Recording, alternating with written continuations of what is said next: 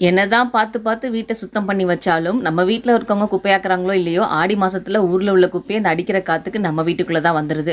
அப்பதான் வீட்டை கூட்டிட்டு போவேன், திரும்ப கால் வச்சு நடக்கும்போது நரம் தான் இருக்கும். வேற வழியே இல்லை. இந்த ஒரு மாசத்துக்கு நம்ம இப்படிதான் சமாளிச்சு தான் ஆகணும்.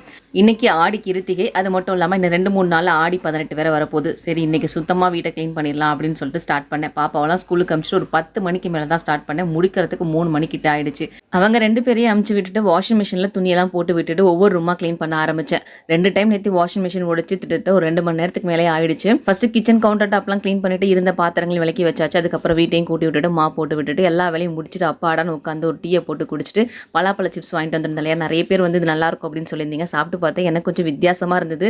ஆனால் அந்த டீயோட சேர்த்து சாப்பிடும்போது நல்லா இருந்தது. பாப்பாவுக்கு மண்டேலேருந்து மிட் டர்ம் எக்ஸாம் வந்து ஸ்டார்ட் பண்ணிட்டாங்க. இந்த மாதம் ஆடி கிருத்திகை 2 நாள் இருக்குது. நேத்தி இன்னைக்கு நான் இன்னைக்கு தான் வந்து விரதம் விட போகிறேன். ஆனால் நேத்தி வந்து பார்த்தீங்கன்னா கோயிலில் பூஜையெல்லாம் பண்ணாங்க. நானும் பாப்பாவும் சாயந்தரத்துக்கு மேலே கோயிலுக்கு போயிட்டு வந்தோம்.